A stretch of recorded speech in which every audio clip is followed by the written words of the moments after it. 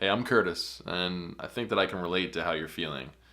In this video, I'm going to share with you 10 things you can do to help yourself when you're feeling down. I hope it'll help you like it helped me.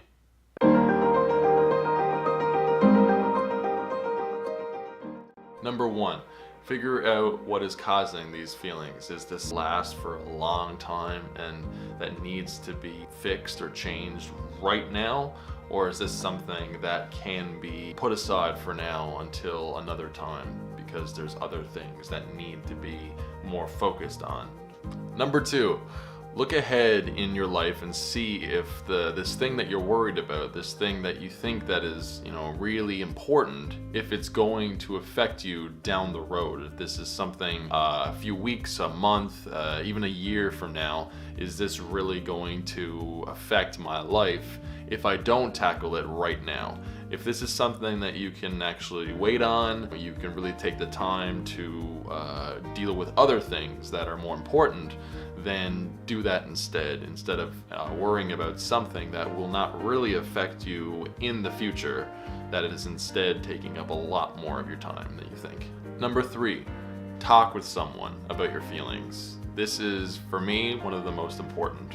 It's always good to have a different perspective on how you're feeling, because when you're in your own head, sometimes it's really, really hard to get out and have that different point of view.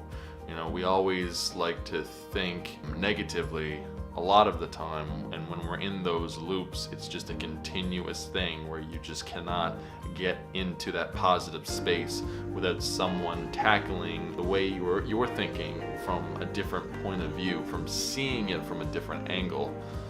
Because you may think that things are just so wrong and so bad and will never change and will never get better. But when you take in a different perspective, they can usually, most of the time, look at it from a more positive light. And of course, it's a more, observational light as well. So the emotions aren't involved. So you really get that authentic and realistic take on how you should truly approach the situation. Number 4, don't ignore your feelings and emotions. You may think that it's an easier way to just suppress them and don't deal with them at all, that it will go away.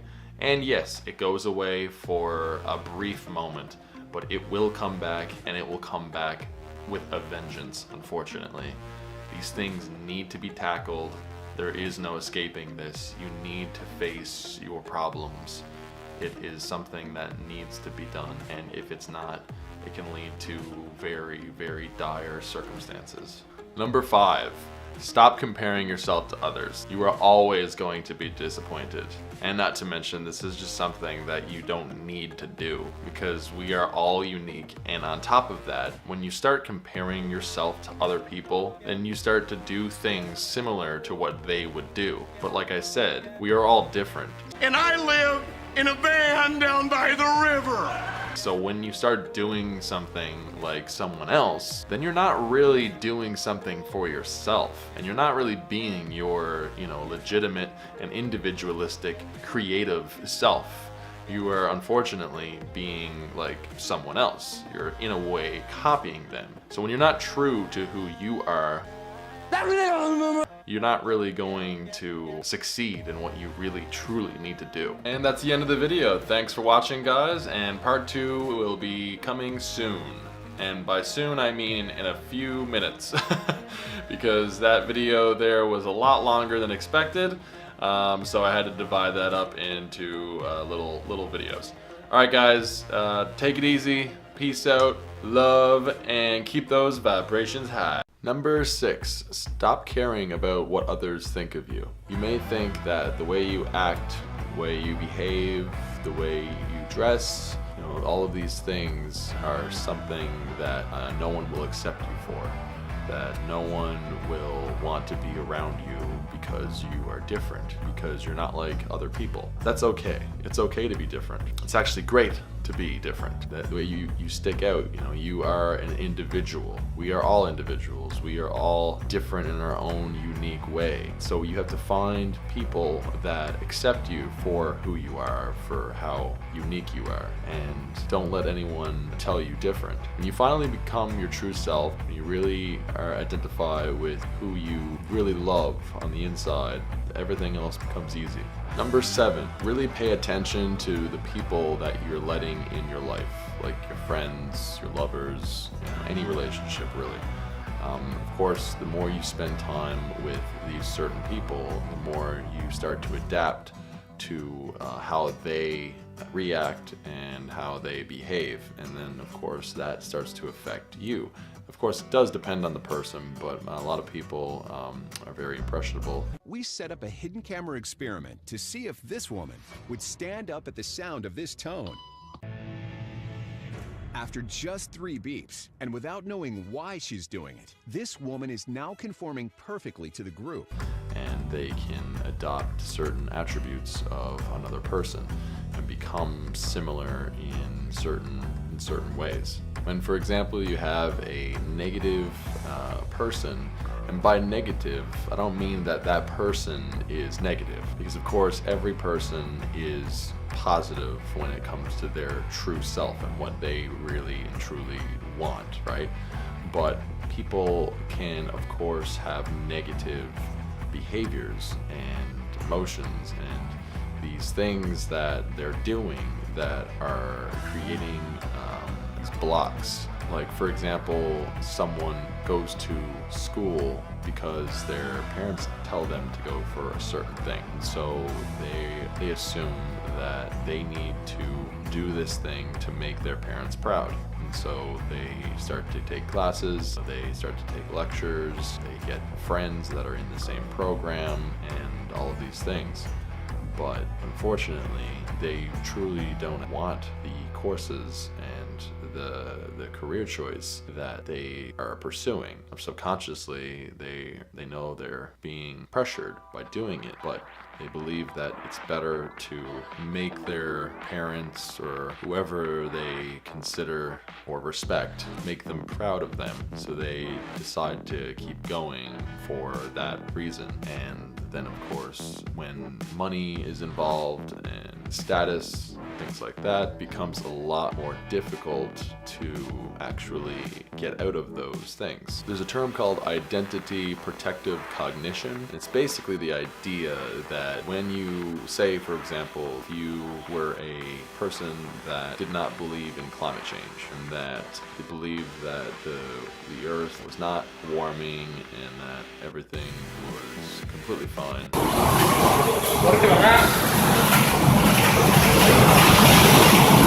And there was nothing to worry about. So you adopted a business platform creating information that supported your idea, what you believed in, that climate change was not real. You wrote books on that idea. You fostered relationships from that idea. You started a family who also, like the wife has the same ideals as you with the idea of climate change.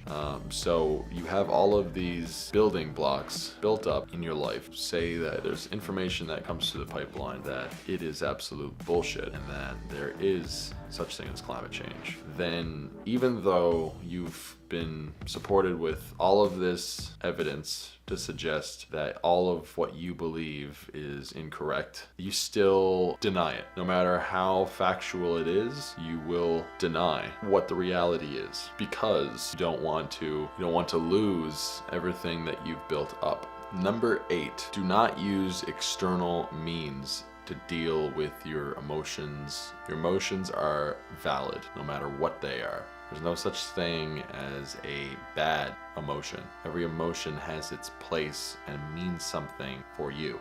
You have to deal with your emotions. And by dealing with your emotions, I mean really try and understand why you're feeling the way you're feeling. Is this something that has happened to you in the past or has happened recently that has just festered underneath the surface that is hard to deal with It's hard to approach and make sense of, but is necessary for you to heal. X gon' give it to you.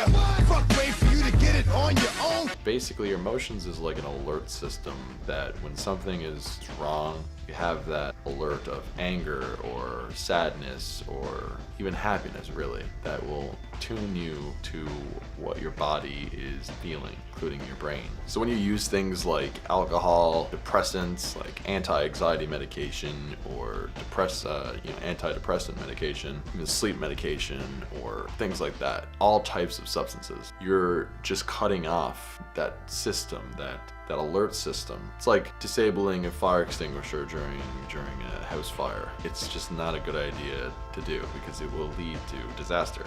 You need to deal with your emotions. Number 9, meditate can have a huge impact in your lifestyle and the way you're perceiving things.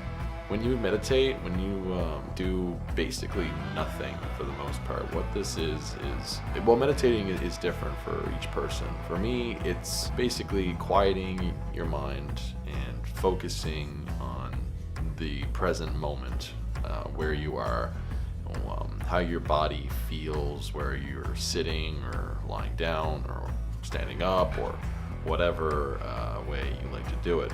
Preferably it's more sitting down. So when you're sitting down, you feel, your legs, your feet, and your head, and you work from the top, and then you scan all the way down, and then of course you work on your breathing and things like that. And you're just basically focusing your mind on those inputs, the physical, your breathing, and then of course being aware of what you are thinking about, and then bringing the attention back to the body. So it's just a way to clear your head of all the daily thoughts and things like that are just interrupting your flow throughout the day. And just taking some time, whether that be 5 to 10 minutes or even more, depending on what you're into, to just be in the moment instead of worrying. Instead of worrying about what comes next. Number 10, being out in nature.